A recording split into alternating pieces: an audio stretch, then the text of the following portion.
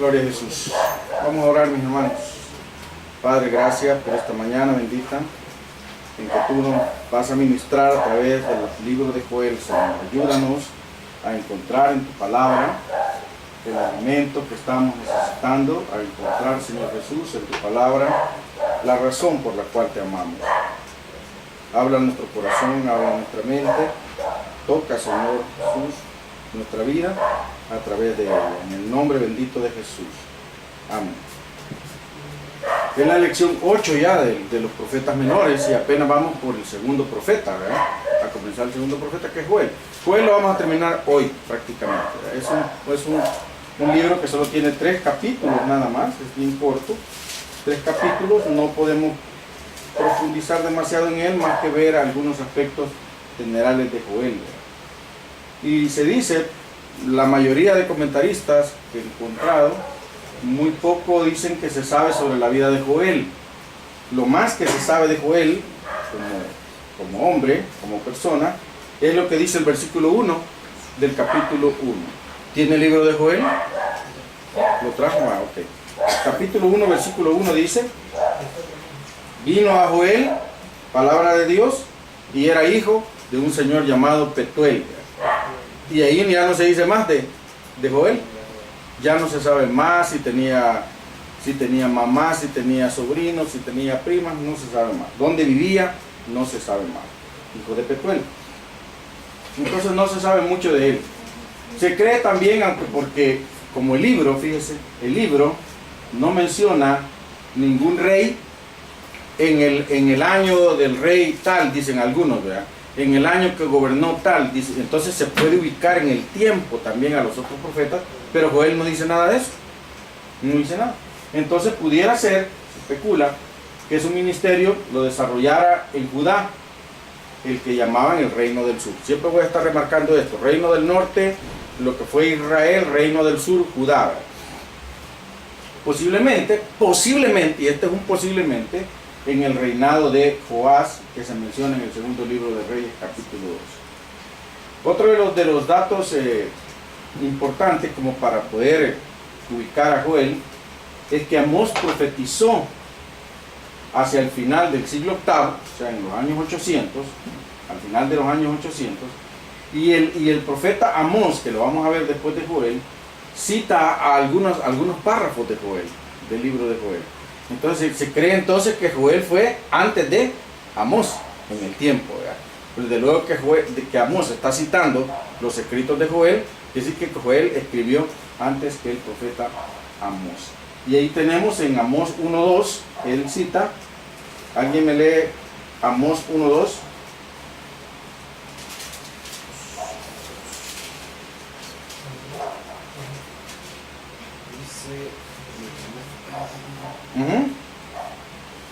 Dijo Jehová: rugirá desde Sión y dará su voz desde Jerusalén, y los campos de los pastores se mutarán y se secará la fuente de carrera. Ok, es. Y el versículo 16 de Joel, del capítulo 3, dice: y Jehová rugirá desde Sión y dará su voz desde Jerusalén. Entonces se cree que esta es una cita tomada del profeta Joel, ¿verdad? Lo que hace Amós. Entonces, por eso se quiere decir de que Joel precedió al profeta Amós, ya casi queriéndolo ubicar en el tiempo. Algunas circunstancias que rodeaban el ambiente cuando el profeta Joel, según lo que leemos en el libro de Joel, algunas circunstancias, vamos a decir un panorama de lo que estaba pasando. El pueblo afrontaba la más devastadora plaga de langostas de la historia. Se cree que lo que Joel describe es una plaga de langostas solamente comparable con lo que se habla en el Apocalipsis, una plaga de langostas impresionante. Entonces pudiera ser incluso que esta plaga de langostas vino a ser peor que la de Moisés, ¿verdad? Que la plaga que se desató en Egipto. Entonces bandadas y bandadas de insectos destructores, las langostas son animales como chapulines, como esperancitas que nosotros llamamos, ya habían acabado con la cosecha. ¿Y qué habían hecho? Habían producido angustia, hambre, y para completar este cuadro tan maravilloso había una sequía impresionante. Esto es la circunstancia que rodea cuando el profeta Joel recibe palabra de Dios. las langostas habían destruido todas las cosechas, la gente estaba angustiada, estaban desesperadas porque no había alimento, pero tampoco tenían agua. Los campos no podían producir porque no llovía. Era una cosa pero impresionante. Yo creo que en todo lo que nosotros podemos oír de hambrunas en el mundo, esto sería pero espectacular, ¿verdad? Muy sobre todo lo que nosotros escuchamos en este tiempo. ¿Cuál es el mensaje en el libro de Joel?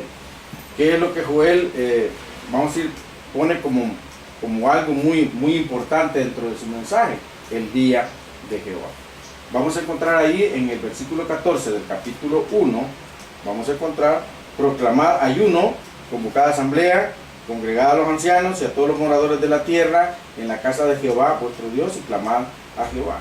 Ay del día, cercano está el día de Jehová, y vendrá como destrucción por el Todopoderoso. Menciona el día de Jehová. En el capítulo 2, versículo 1 y 2, igual lo vuelve a mencionar: tocad trompeta en Sión y dad alarma en mi santo monte, tiemblen los moradores de la tierra, porque viene el día de Jehová, porque está cercano.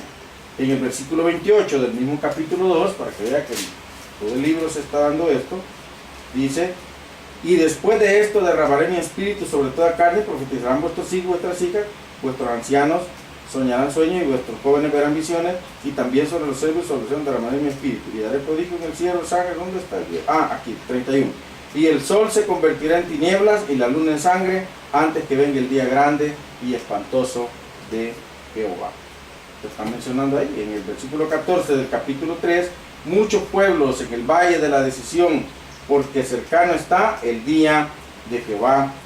¿Qué dice después? El día de Jehová en el valle de la decisión. Entonces el día de Jehová es una expresión que utiliza en varias partes de su libro, pero no solo se refiere a lo mismo, sino que tiene como varias connotaciones, vamos a decir. Entonces se refiere a un día o periodo, digamos, un periodo. Generalmente no es un día, es un periodo, es un acontecimiento que puede durar días, años. Entonces dice que es un periodo cuando Dios directa y definitivamente interviene en los asuntos de los hombres, ya sea para juicio o para bendición.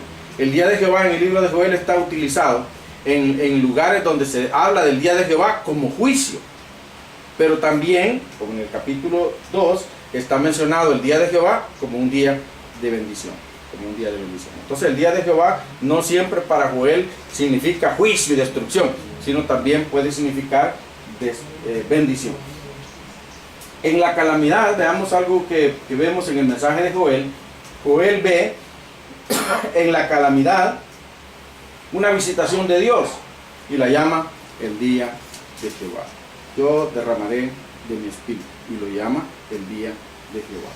Y predice el futuro, vamos a decir, también a la luz del presente.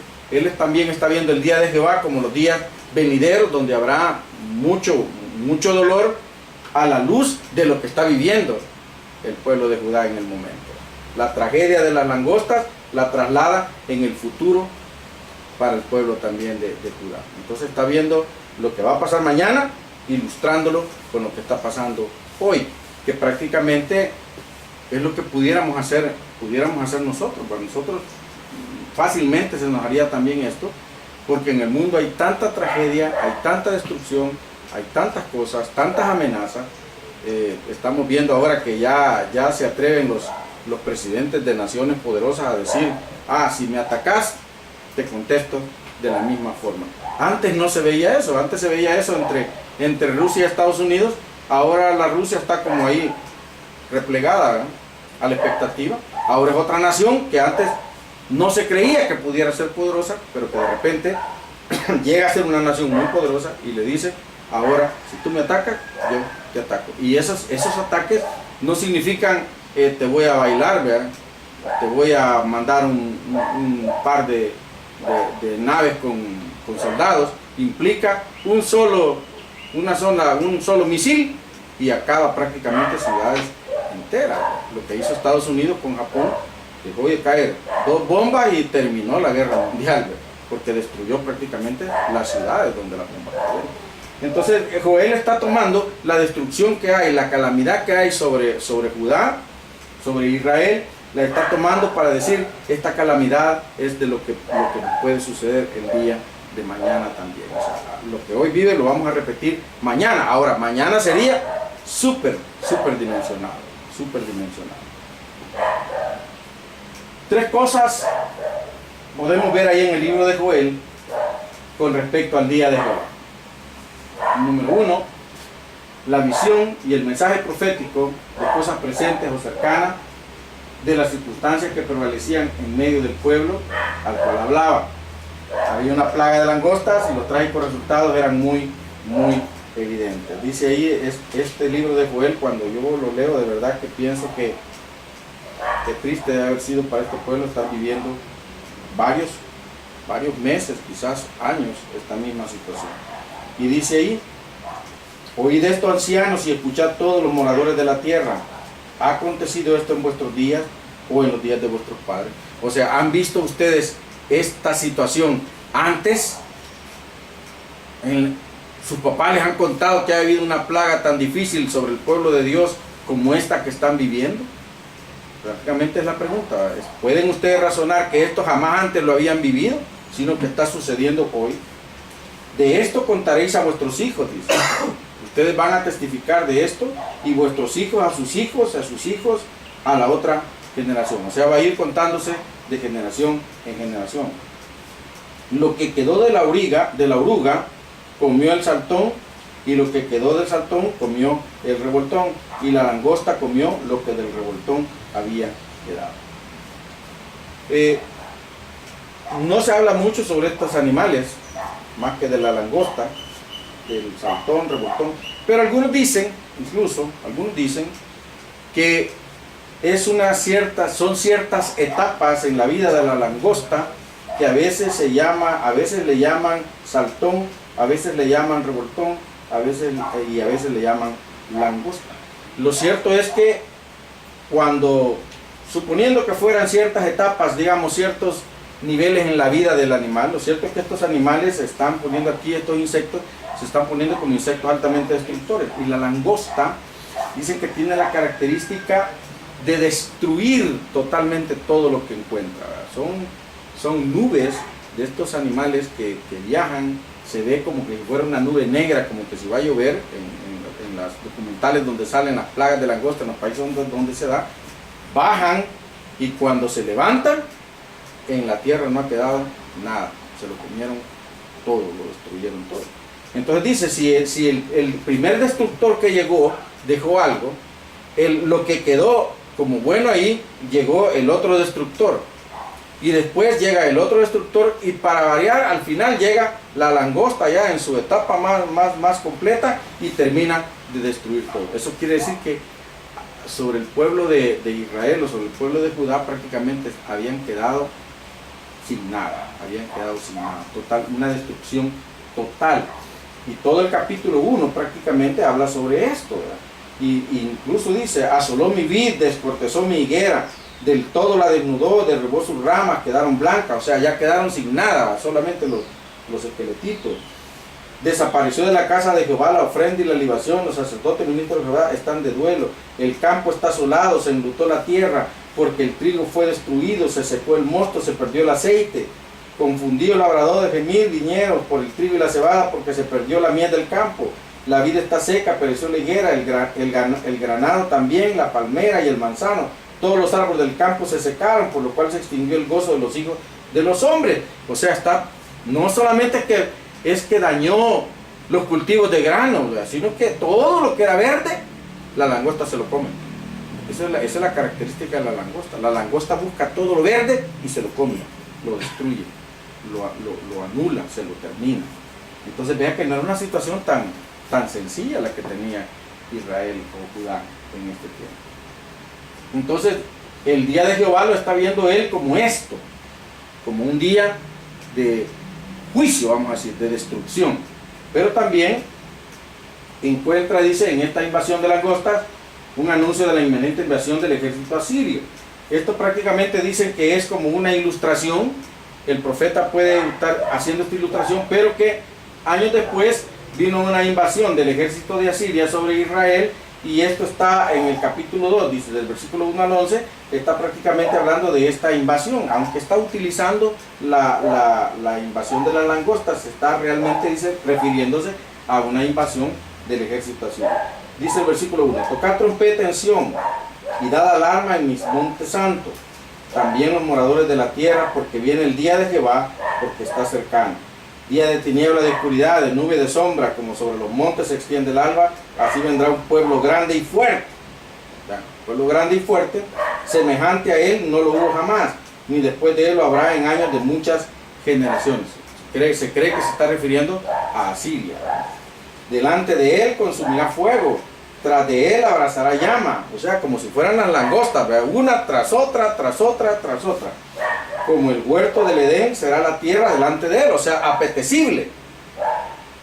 Recuerde que el huerto del Edén se cree que era lo mejor que había en cuanto a verde, a cultivos y a todo. Entonces dice, la tierra de Judá va a ser apetecible para este pueblo como si fuera el Edén. ¡Oh, qué bonito! Como cuando nosotros vemos un gran árbol y frondoso y lleno de frutos, ¿no? Se salta el cerco, busca una escalera, hace algo, pero se sube al palo para cortar el fruto. Entonces era tan apetecible que iba a llegar para tenerla.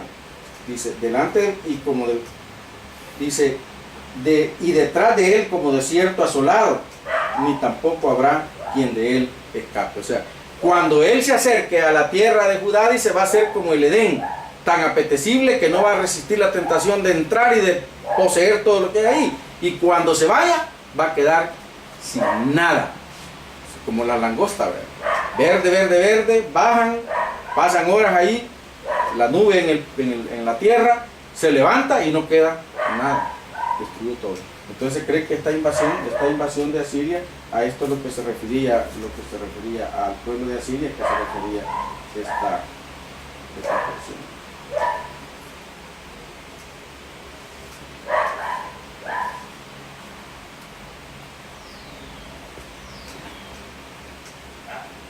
El día de Jehová también lo ve como algo inmediato en la invasión de la langosta. O sea, va a venir y va a ser así como sucedió en la langosta.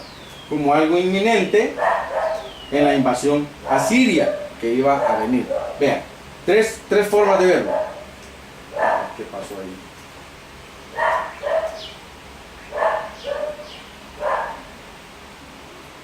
Esta me la pasé yo, ¿verdad? Usa la plaga de langosta como una ilustración.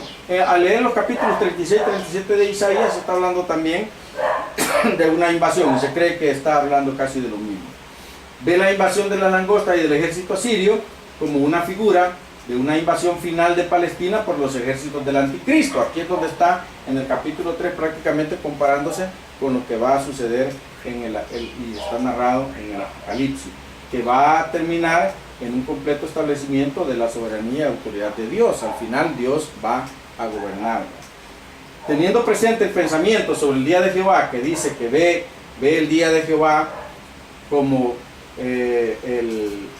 la situación de destrucción que hay sobre el pueblo, que ve el día de Jehová como el anuncio de una invasión inminente del ejército asirio, y que ve el día de Jehová como la invasión de las langostas, comparables con los hechos narrados en el Apocalipsis, vamos a ver de la siguiente forma, tres cosas. El día de Jehová lo ve como el día algo inmediato, algo que ya, aquí para algo inmediato es inmediatamente, quiere decir ya, algo inmediato, ¿verdad? En la invasión de las langostas, esa destrucción está sucediendo ya. Luego lo ve como algo inminente, dicen. ¿Ha oído esa expresión que dicen el peligro es inminente? Pero cuando uno dice el peligro es inminente, no se refiere a que ya tengo el peligro enfrente, sino que está ahí, cercano, pero todavía no ha llegado. Va a tardar un tiempo en llegar, pero está ahí, es inminente. Lo veo de lejos, allá viene lejos, pero ya lo veo, ya veo el peligro que está ahí. Entonces, una inminente invasión de Asiria que todavía no se había dado, pero que iba a llegar. Y luego, como algo futuro, en el asalto final contra Palestina en los últimos tiempos. Está viendo también el día de Jehová en los últimos tiempos, está viendo el día de Jehová como la invasión de Asiria, que todavía no se había dado, pero que estaba ahí, era inminente que aquel pueblo poderoso, fuerte, como lo narra ahí la Escritura, iba a llegar sobre ellos, y como algo que estaba sucediendo ya. En esas tres connotaciones pone el día de Jehová, el día de Jehová. Entonces, ¿estamos o los estoy enredando? No, no, Dios que no. Vamos a ver más detenidamente el día inmediato, lo que está sucediendo ya, está en el capítulo 1. Y se está hablando de una calamidad sin precedentes, o sea, por eso dice ahí, ¿verdad? ¿Ha acontecido en vuestros días esto? ¿O en sus días anteriores?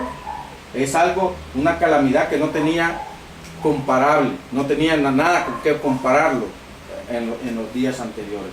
Esa calamidad era tremenda, era terrible, y a partir de ahí es que se iba a empezar a contar a sus generaciones que había sucedido esa calamidad. Calamidad es un problema, ¿verdad? Es un problema, es una situación difícil, es una calamidad, es un problema. Luego dice una desolación aterradora, o sea, la calamidad me puede dejar desolado, sin nada. Tengo una calamidad, un gran problema, y al final termino sin nada. Una desolación aterradora. Desde el versículo 4 dice, cuando dice lo que quedó de la oruga, o sea, si la primera calamidad, casi fíjense como cuando sucedió, digamos, los terremotos de hace no sé cuántos años, que sucedió un terremoto en enero, botó algunas edificaciones y dejó aguadas otras, ¿verdad? Dejó así como medio débiles otras. Y el siguiente mes, otro terremoto. ¿Y qué es lo que hizo el otro terremoto? Botó lo que había quedado parado antes. Y si hubiese venido otro terremoto después de eso, hubiera terminado con todo. Entonces, eso es lo que estaba pasando aquí en la época de Joel. Él está diciendo, miren, si después de esta calamidad quedó algo, vino otra calamidad y dejó menos. Y después de eso vino otra calamidad y dejó menos todavía. Y la última calamidad nos dejó sin nada. O sea, había ahí una desolación que era prácticamente, vamos a decir, ahora yo oigo y veo que los países, cuando hay una tormenta fuerte, o cuando estalla un volcán, hace erupción un volcán, o hay un terremoto, dicen, nos declaramos en estado de calamidad. ¿Oídas? De calamidad, o sea, es una cosa que no la pueden ellos superar solos. Pero además de la calamidad, este pueblo ahora tenía una desolación, se quedó sin nada prácticamente, sin nada. Esto es del capítulo 1, versículo 4 al 12, está narrada ahí esta calamidad tremenda. Pero al mismo tiempo, el mismo día inmediato de Jehová, el día de Jehová, el profeta hace un llamado al pueblo al ayuno y al arrepentimiento. O sea que la calamidad y la desolación es un buen momento para recibir un llamado a buscar a Dios.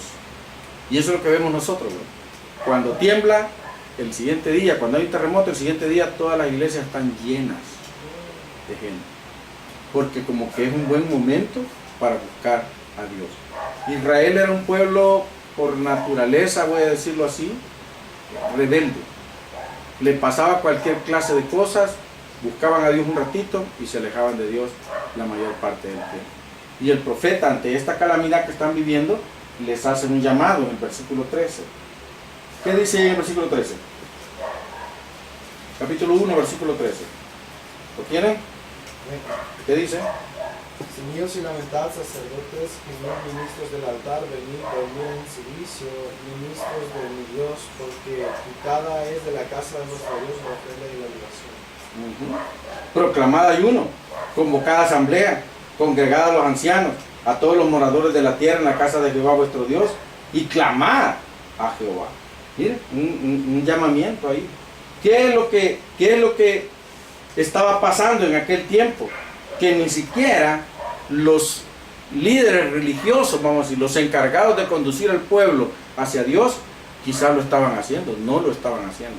Aquella gente que era responsable de mantenerse en santidad, posiblemente que no estaba viviendo en santidad. Entonces el profeta hace el llamado y dice, pero ceñidos, quiere decir, vístete con la vestidura correctamente.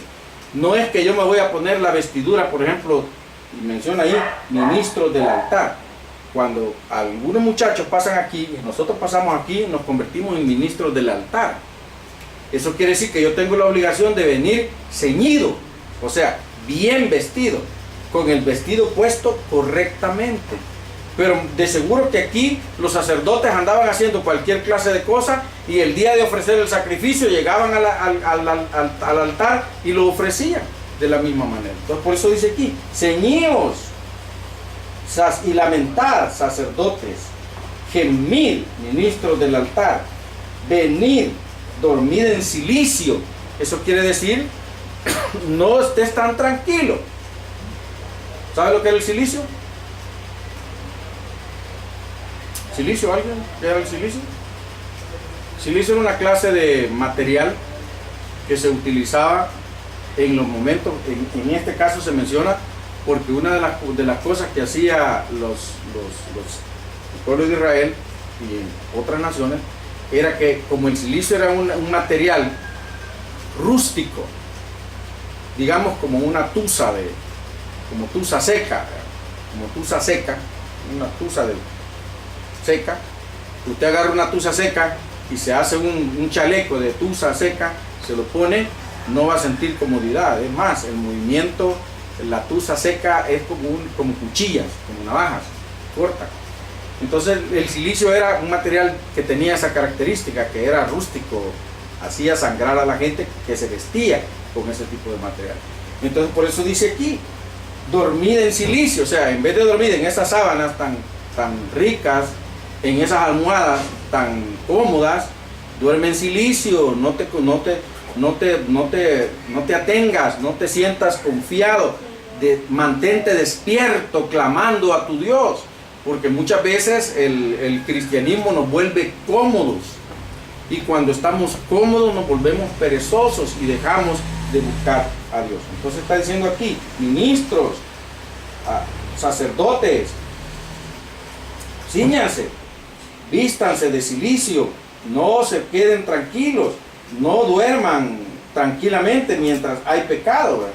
Convoquen a ayuno, convoquen a asamblea, convoquen a que los ancianos y todos los moradores de la tierra y todo el pueblo se congreguen, dice, en la casa de Dios. ¿Y qué tienen que hacer? Clamen a Dios. Clamen a Dios. Hay mucha gente que cree que las circunstancias difíciles las van a vencer en sus casas. Y posiblemente que si dobla sus rodillas, posiblemente sí, pero siempre es mejor estar unido con otras personas que creen lo mismo o que están atravesando las mismas circunstancias que yo atravieso y que me van a ayudar para buscar a Dios. ¿Estamos bien hasta ahí? Tremenda la situación. El llamado de este profeta es bastante fuerte porque no lo está haciendo solo al pueblo, no lo está haciendo al pueblo prácticamente, lo está haciendo a los líderes. Ustedes líderes, convoquen a ayuno, convoquen a oración, convoquen a que se congregue la gente y clamen a Dios, porque la responsabilidad para hacer este tipo de cosas estaba, según el profeta y lo que Dios le había dado, sobre los líderes. Tienen que clamar a Dios y arrepentirse de sus pecados. En el versículo 15 se encuentra ya algo particular de él y es un lamento especial del profeta al ver lo que está sucediendo. Dice, ay del día. El ay siempre es un lamento, ¿verdad? Cuando uno le pegan en el dedo y dice ay, ese es un lamento. Es una expresión que sale cuando hay dolor. Es una expresión que sale cuando hay una situación demasiado difícil que no puedo soportar. Ay del día, porque cercano está el día de Jehová y vendrá como destrucción por el Todopoderoso.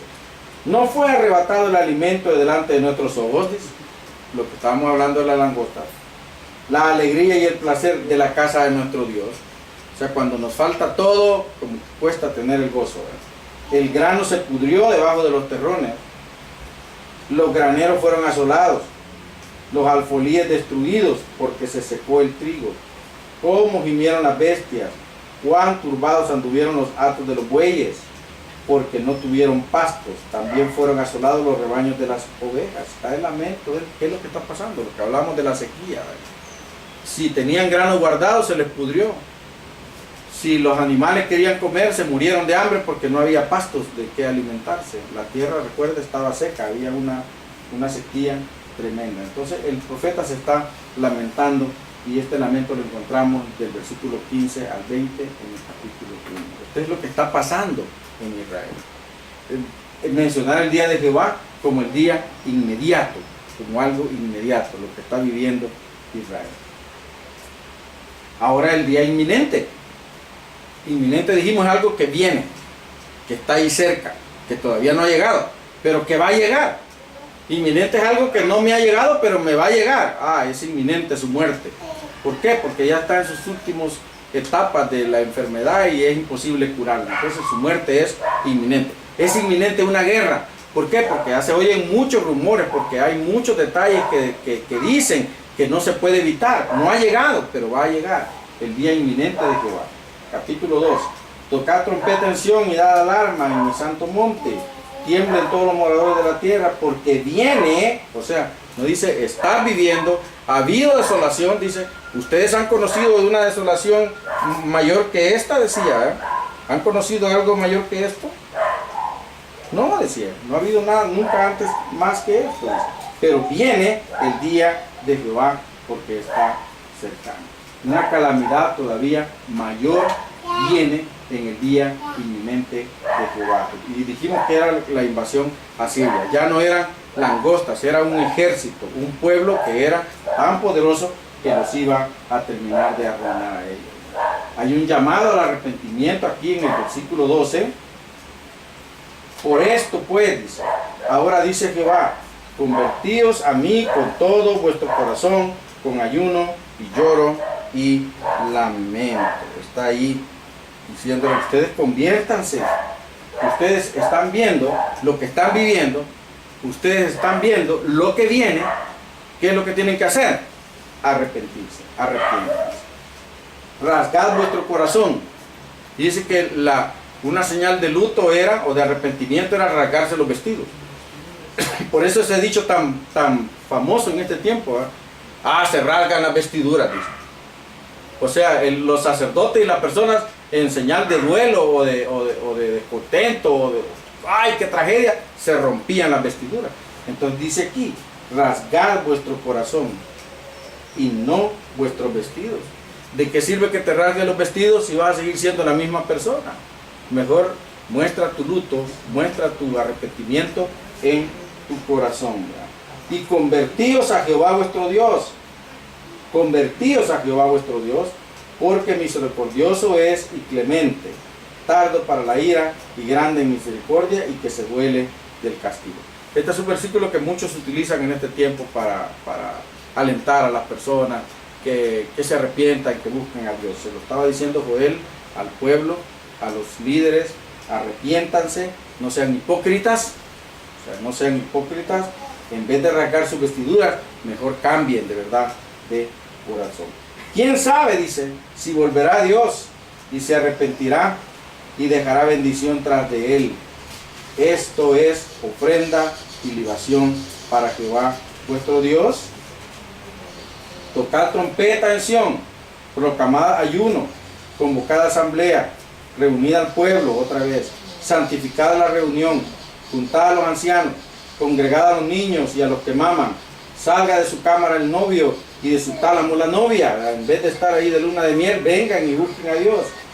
Entre la entrada y el altar lloren los sacerdotes ministros de Jehová, ¿ya? Y digan: perdona, oh Jehová, a tu pueblo, y no entregues al oprobio tu heredad, para que las naciones se enseñoreen en ella. ¿Por qué han de decir entre los pueblos: ¿dónde está su Dios? O sea, los demás van a burlarse de ellos. Entonces está haciendo un llamado al arrepentimiento. Y generalmente, fíjese, podemos detectar tres actitudes equivocadas que se toman frente a las calamidades.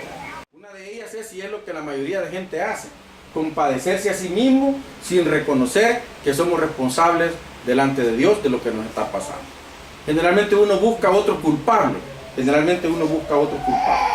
En segundo lugar, una segunda característica que nosotros podemos tomar ante una calamidad es mostrar un espíritu rebelde. Y desafiante delante de Dios, y acusar a Dios de lo que me está pasando.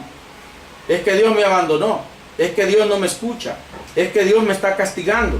Y generalmente nosotros tratamos, primero no reconocemos nuestra responsabilidad ante lo que nos sucede. Y que casi todo lo que pasa alrededor de nosotros es producto de mis acciones, de mis decisiones. Pero después de eso viene una segunda actitud. Puedo ser rebelde y culpar a Dios. Desde el principio fue así. Adán, cuando Dios lo confronta, dice, la mujer que tú me diste. Casi como queriendo decirle a Dios, bueno, vos tenés la culpa, vos me diste a esta mujer y esta mujer vino y me engañó. Me dijo que lo hiciera. Yo no quería, pero tú me la diste. Así que la responsabilidad no es mía, es tuya. De diferir la responsabilidad hacia Dios, ¿verdad? Y una tercera actitud es una actitud de indiferencia, considerando que todo lo que nos pasa es el destino. Aquí Dios no tiene nada que ver, ¿verdad? Es el destino, ya mi destino estaba así, ya mi destino estaba trazado de esa manera, mi destino es ser infeliz, mi destino es ser pobre, mi destino es ser un desgraciado, mi destino es no tener nada. Ese era mi destino. Yo nací para hacer nada. Y Dios no tiene nada que ver, no tiene nada que ver en eso. Tres actitudes que generalmente se veían allá y se ven acá. Una, pobrecito yo, ¿verdad? Solo yo sufro y nadie tiene misericordia de mí. O bueno, Dios tiene la culpa de lo que me está pasando. Sí. Es que esta es la voluntad de Dios. Muchas veces decimos así. Bueno, ni modo, es la voluntad de Dios. Y a veces es la decisión mala que yo tomé lo que me está llevando al problema. Pero todos decimos, es que esa era la voluntad de Dios. Además, si Dios no tiene decidido, no va a suceder. Pero muchas cosas suceden porque yo decido que sucedan.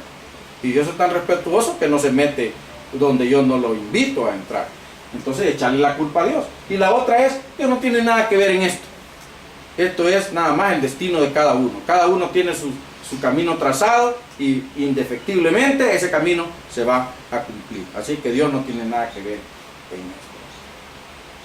Los juicios de Dios realmente son actos correctivos para que el hombre se arrepienta y restablezca sus relaciones con Él. Cuando hay un juicio de Dios sobre una nación, sobre una persona, el propósito de Dios es que esta persona se arrepienta y que pueda restablecer su relación con Él. Vemos también en la primera parte del día inminente promesas de grandes bendiciones. Promesas de grandes bendiciones. En el versículo 18, capítulo 2, dice ahí, y Jehová, solícito por su tierra, después de que el pueblo se arrepienta, busquen a Dios, hagan ayuno, se congreguen, estén ofreciendo a Dios sinceridad, dice, y Jehová, solícito por su tierra, perdonará a su pueblo. Perdonará a su pueblo. Responderá Jehová y dirá a su pueblo, he aquí que yo os envío pan, mosto y aceite, y seréis saciados de ellos, y nunca más os pondré en oprobio entre las naciones. Y haré alejar de vosotros al del norte, o sea, a Asiria, y lo echaré en tierra seca y desierta. Su faz será hacia el mar oriental, y su fin el mar occidental. Y exhalará su hedor, o sea, se van a morir, subirá su pudrición, van a ser destruidos, porque hizo grandes cosas contra ustedes. Esto está dando ahí, hasta el versículo 27, promesas de bendición sobre el pueblo, pero como un resultado del arrepentimiento. Grandes bendiciones sobre tu país. Lo tercero, dijimos el día, lo que está pasando, el día inmediato, el día inminente, y ahora es el futuro, el día futuro de Jehová. Versículo 28 del capítulo 2 en adelante. En el futuro dice, se está refiriendo al final de los tiempos, a la tribulación, al reino milenial que va a seguir a la tribulación. Y está algunas cosas que nosotros hemos visto incluso. El derrame del Espíritu Santo sobre Israel, el derramamiento del Espíritu Santo sobre Israel. Versículo 28 dice, y después de esto, que acontezca estas cosas, el día de Jehová, derramaré mi espíritu sobre toda carne. Profetizarán vuestros hijos y vuestras hijas, vuestros ancianos soñarán sueños y vuestros jóvenes verán visiones. Se creía que el Espíritu Santo llegaba sobre algunas personas especiales. Sansón era uno donde el Espíritu de Dios llegaba sobre él y era un hombre invencible, ¿verdad? los profetas, los reyes, el Espíritu Santo los llenaba cuando eran ungidos con aceite, pero aquí ahora se está refiriendo a otra cosa. Después de esto derramaré mi espíritu sobre toda carne, sobre toda carne. Y esto vemos que parcialmente, porque sucedió con un grupo de personas, dice, se cumplió en el día de Pentecostés. Recuerda el día de Pentecostés, 120 personas reunidas en un lugar, orando, y el Espíritu de Dios desciende sobre ellos y los llena. Recordamos, Pedro está predicando y el Espíritu de Dios desciende y llena a aquella gente. Entonces el Espíritu de Dios, mientras se menciona en el ministerio de Pablo, desciende sobre muchas personas. Entonces se está dando parcialmente lo que dice aquí este versículo: derramaré mi espíritu sobre toda carne. Eso quiere decir sobre todo mi pueblo. Todavía en este tiempo se sigue cumpliendo esta profecía, pero aún espera su gloriosa culminación cuando sea que ya estemos con el Señor. Ahí el Espíritu de Dios estará sobre todos, sobre un Israel limpio y restaurado como nación, Las señales terrenales y celestiales de los últimos días se ve ahí en lo futuro, ¿verdad? Versículo 30 dice: y daré prodigios en el cielo y en la tierra, sangre y fuego y columnas de humo. El sol se convertirá en tinieblas, la luna en sangre, antes que venga el día grande y espantoso. Espantoso no porque, ¡ay, qué pan!, sino porque espantoso es algo que nos deja, pero sin poder creerlo incluso, ¿verdad? Que tan increíble es que hasta da miedo, ¿verdad? Pero no tiene que ser algo aterrador, ¿verdad? Me quedé espantado, dice uno, pero no necesariamente porque algo feo se le puso enfrente, sino porque era tan impresionante que lo dejó boquiabierto. Entonces dice espantoso. Entonces está diciendo ahí señales que van a ver, que algunos lo comparan con las detonaciones atómicas, y ahora ya no solo atómicas, sino de hidrógeno y un montón de cosas ahí. Las expectativas de ver todas estas cosas son impresionantes. Algunos fenómenos naturales también son comparados con esto, como decía, la luna roja, y un día en el año la luna se torna roja, ¡ay, sangre! Entonces, pero son cosas que de verdad dejan maravillado a las personas. La liberación final de Israel, versículo 32, dice: y todo aquel que invocar el nombre de Jehová será salvo, porque en el monte de Sión, en Jerusalén, habrá salvación, como ha dicho Jehová, y entre el remanente el cual habrá llamado. No se refiere aquí a la salvación que nosotros conocemos, que interpretamos. La salvación para nosotros es salvación de mis pecados, de la muerte y todo eso. Aquí se refiere, será salvo, o sea, estará seguro. La alianza entre las naciones contra Israel, le está mencionando aquí, es algo que viene también en un futuro. En el versículo 1 y 2 del capítulo 3 dice: porque aquí en aquellos días, en aquel tiempo en que haré volver la cautividad de Judá, fíjense, otra vez va a volver Judá a ser cautivo, y de Jerusalén, reuniré a todas las naciones y las haré descender al valle de Josafat, y ahí entraré en juicio contra ellas a causa de mi pueblo y de Israel, mi heredad, a quien ellas se esparcieron entre las naciones y repartieron mi tierra. Esto es histórico, ¿verdad? Israel fue esparcido, Judá fue esparcido, y hoy ya tienen un lugar donde estar, pero igual están peleando por ese pedazo de tierra. El maltrato que las naciones dieron a Israel, en versículo 3: vendiste a los hijos de Judá y los hijos de Jerusalén, yo los levantaré del lugar donde los vendiste y volveré vuestra paga sobre vuestra cabeza. O sea, lo que les hiciste a ellos te lo voy a hacer a ti. Que todo lo que me desees, Dios te lo multiplique, dice Mopuse. Entonces, si tú me hiciste algo malo, eso que le hiciste al pueblo algo malo, si hiciste a mi pueblo algo malo, eso yo te voy a hacer a ti. O sea, por cada cosa que le hiciste sufrir, tú sufrirás. Refiriéndose a las naciones que dañaron a Israel. El pago dado a los enemigos de Israel, dice: aquí yo levantaré el lugar y volveré sobre vuestra paga sobre vuestra cabeza, y venderé vuestros hijos, porque ustedes vendieron a mis hijos, yo venderé los suyos, y vuestras hijas a los hijos de Judá. Ahora ya los hijos de Judá no van a ser tus esclavos, ahora tus hijas van a ser esclavos de los hijos de Judá, y ellos los venderán a los sabeos, nación lejana, porque Jehová ha hablado. Entonces, como que por eso es que muchos creen, muchos dicen que hay que bendecir a Israel para que Dios lo bendiga a uno. porque si usted bendice a Israel, dice, Dios le va a derramar bendiciones a usted. Así que eso es lo que se puede entender aquí en esta porción. El asalto final contra Palestina, versículo 9, proclamad esto entre las naciones, proclamad guerra, despertad a los valientes, acérquense, vengan todos los hombres de guerra, forjad espadas de vuestros asadones, lanzas de vuestras hoces, o sea, ellos eran cultivadores, diga el débil, fuerte soy, juntaos y venid naciones todas de alrededor y congregados, haz venir allí, oh Jehová, a tus fuertes. O sea, van a venir muchas naciones a querer enfrentar otra vez a Israel, pero entonces Israel estará preparado para hacerles frente.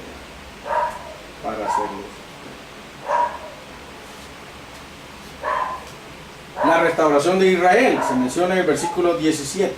Y conoceréis lo que yo soy, Jehová vuestro Dios. Y conoceréis que yo soy Jehová vuestro Dios, que habito en Sión, mi santo nombre, y Jerusalén será santa, y extraños no pasarán más por ella. Hasta el versículo 21, ¿verdad? Está dado ahí la profecía sobre restauración de Israel. En el capítulo 3 tenemos la descripción que hace en el Antiguo Testamento, fíjense, del juicio de las naciones que presenta Mateo 25. Jesús habla sobre esto, del juicio de las naciones, y si nosotros leemos del versículo 9 al 16, nosotros vamos a ver ahí que prácticamente se está refiriendo a lo mismo. Jesús dice, vendrán en los postreros días, y hace ahí unas ilustraciones también, y se cree que está refiriéndose a lo mismo que Joel está describiendo aquí en este libro. Joel nos revela la ocasión, el tiempo, el lugar, el cumplimiento del juicio sobre las naciones en la batalla de Armagedón. Se menciona la batalla de Armagedón en el libro de Apocalipsis, y entonces Joel está prácticamente como anticipándose a lo que podría llegar a ser la batalla de Armagedón, todas las naciones del mundo contra Israel, contra Dios, contra el pueblo de Dios. Como resultado de este juicio sobre las naciones, Israel va a ser restaurado a su tierra y a su Dios para siempre. El libro termina con esta parte. Va a ser restaurado a su Dios para siempre. Esto es el libro de Joel. Prácticamente el libro de Joel, los 3 capítulos, se refiere al día de Jehová como algo, una tragedia, algo terrible que sucede sobre el pueblo. Se refiere como algo inminente que puede venir, que está allá, que va a venir a terminar de destruirnos, pero también se refiere a un futuro glorioso en la presencia de Dios. ¿Qué tenemos que hacer? Seguir el consejo del profeta. Arrepiéntanse, dice, lloren, vístanse de cilicio, convoquen asamblea, convoquen ayuno, busquen a Dios, y Dios puede que venga, dice, y les dé una bendición maravillosa, porque Dios es grande en misericordia. Entonces, Joel es un libro prácticamente espectacular. Muchos pues lo sacamos ciertas porciones ahí como promesas de bendición sobre mi vida, pero las promesas vienen como consecuencia del arrepentimiento. No podemos tomar las promesas de la palabra de Dios como algo, esto me lo dio, y Dios no miente en su palabra, porque Él no es hombre para que se arrepienta, ni hijo de hombre para que me mienta. Pero yo tengo que hacer algo y tengo que arrepentirme, tengo que buscarlo para ser dueño de esas promesas, Entonces, cuando veamos las promesas en la palabra de Dios, pensemos que yo tengo que hacer algo para ser dueño de esa promesa. Joel dice, arrepiéntanse. Joel dice, ayunen. Joel dice, congréguense. Joel dice, clamen a Dios. Busquen a Dios. No se rasguen las vestiduras, o sea, no sean hipócritas. Rásguense mejor el corazón. Rásguense el corazón. Dios te doy gracias por esta mañana.